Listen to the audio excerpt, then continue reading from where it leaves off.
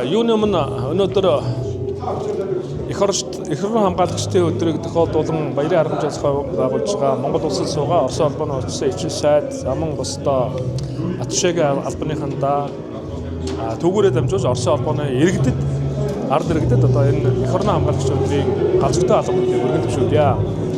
Хоёр орны харилцаа 105 жилийн түүхтэй 1921 онд одоо ардын хувьсгал эхлэхээс ялхаас ахуулаад 1939 оны дайн, 1945 оны чөлөөлөх дайн, 1948 оны хэлийн тулгалтандууд одоо Оросын холбооны улс тухайн үеийн зөвлөлт холбоот улс маань одоо Монгол улсад 1936 оны одоо харилцан тусах гэрээнийхээ дагуу одоо хамтран үүр гүйцэтгэж энэ одоо олон сайхан ялалтуудын гэрч болж хамтдаа энэ ялалтыг одоо бий болгож ирсэн юм төвхтэй. Энэ утгаараа одоо хоёр орны ард түмэн ямар ч одоо зовлон бэрхшээлийн өмнө одоо ах トゥ улс шиг хамтдаа байж энэ олон зовлон бэрхшээлийн урд сорилтын урд одоо даван гарч ирсэн юм төвхтэй юм аа.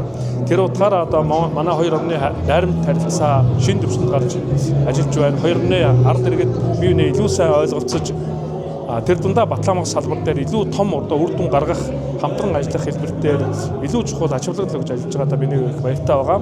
Бид бүхэн бол одоо Оросын холбооны улстай илүү ойр дотн ажиллахыг эрмэлзэж байгаа гэж тодорч хэлхийг хүсэж байна. Тэгээд Оросын холбооны улсын нийт иргэдэд мөн одоо элчин сайдын яам, за цэргийн аташагийн албандаа их орнчдын өдрийн галзууртай албануудыг Монголынхаа нийт иргэдийн өмнөөс засгийн газар, улсын хурал засгийн газрын нэрнээс одоо хүргэж байгааг заавна уу. Оросын холбооны улсад манай одоо хичнээн аюул бэлтгэгдэж байгаа. За Оросын холбооны улсад бол олон тоогоор бэлтгэдэг. За би нэг тоог нэг хэлэх боломжгүй байна. Мэдээж одоо яг энэ цэргийн одоо хүний нөөцийг бэлдэх тал дээр Оросын холбооны улс маань манай Монгол улстай хамгийн их өндөр түвшинд нэг тавилттай холбоотой ажилладаг. Бид бүхэн бас цэргийн одоо албан агчтай сургах бэлтгэх тал дээр олон чухал арга хэмжээнүүдийг хамтдаа авч хэрэгжүүлж байгааг баяртай байгаа.